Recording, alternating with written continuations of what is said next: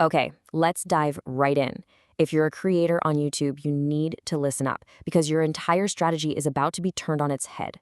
We're looking at the playbook for 2026, and trust me, it's all being driven by AI, specifically Claude, and a massive shift in how YouTube itself thinks. So, I've got to ask you, is your YouTube strategy ready for what's coming, or is it still stuck in the past? Because what worked just last year is already on its way to becoming obsolete. Seriously. And here's the number one reason why everything is changing. For years, we were all obsessed with one thing: watch time. It was the holy grail, right? Well, that's not the top dog anymore. Now the single most important ranking factor is something called the viewer satisfaction score. And understanding this one little change, well, it's the key to everything else we're about to talk about. So, here's what we're going to break down. We'll cover the new rules for 2026, unpack this whole Claude's SEO revolution, and show you how to start winning AI citations. Then we'll get into the fun stuff: analyzing your competition with Claude Code, scripting your videos for that all-important satisfaction score, and finally, we'll tackle the big AI content dilemma.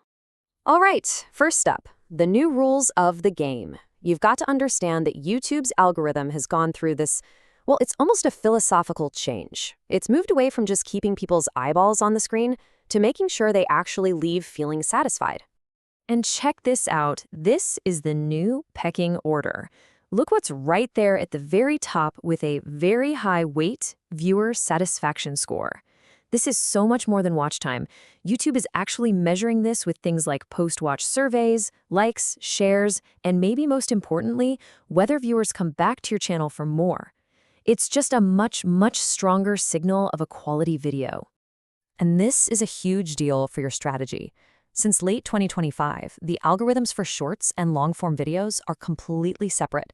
They're playing in two totally different leagues. That means a viral short isn't going to magically boost your long-form video. You have to treat them as two different channels with two different goals. So if the rules of the game have changed, well, our playbook has to change with them. And that brings us to what's being called the Claude SEO revolution. It's a completely new way to think about getting discovered, not just on YouTube, but inside AI itself. So what on earth is it? Simply put, Claude SEO is all about making your content so good, so clear, and so authoritative that AI assistants like Claude actually cite you, recommend you, and mention your brand. And why does this matter for YouTube? Because the same core principles apply, and this is where a huge chunk of discovery and search is heading. This chart just lays out the massive paradigm shift perfectly.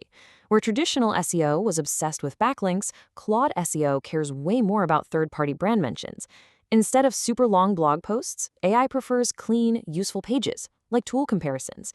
And the whole structure changes, moving away from stuffing keywords to just giving a direct, clear answer right at the top. Okay, that's the theory. But how do we actually do this? How do we get our brand, our content, and yeah, our videos cited and recommended by AI?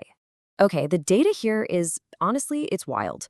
For getting seen by AI, brand mentions, people talking about you on Reddit, LinkedIn, and yes, YouTube, are more than 3 times more correlated with success than old school backlinks. It's not even close.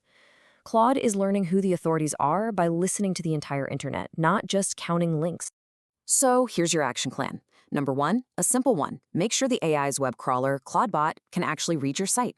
2, lead with the answer. Get straight to the point. 3, build the kind of helpful utility content that an AI would love to cite. And finally, you have to actively invest in getting your brand mentioned on other high-authority platforms. But here's where it gets really fun. Claude isn't just the platform you optimize for. You can turn it around and use it as an unbelievably powerful secret weapon to get a huge edge on your competition. Check out this concept. It's called YouTube arbitrage, and it's brilliant. You can basically tell Claude to act like a strategist, find popular videos in your niche that are crushing it, and then check to see if there's a gap in written content on Google for that same topic. It's like finding proven, validated ideas and then just claiming the territory. And you could take it way, way further. Creators are actually using Claude's coding abilities to build their own automated systems, these agentic workflows that do deep competitor analysis. Imagine a system that just tells you what content to make, what hooks to use, and what titles to write, all based on real data. It's happening right now. All right, let's bring this all full circle. Back to that number one metric we talked about, viewer satisfaction.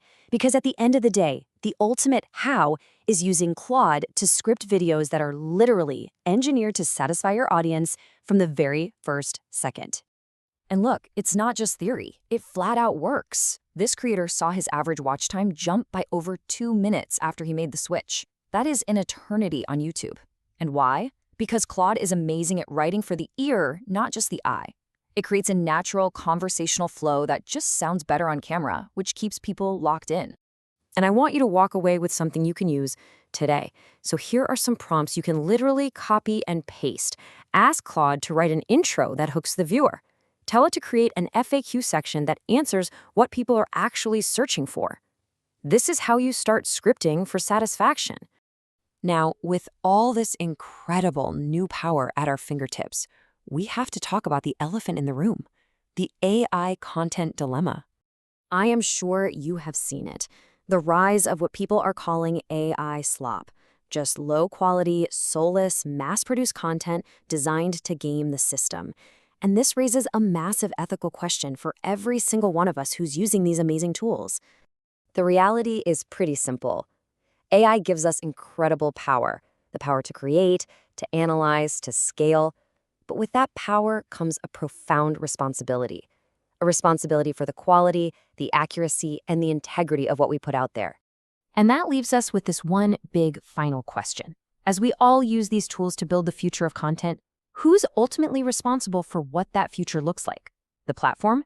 The AI model itself? Or is it us, the creators? It's definitely something we all need to be thinking about.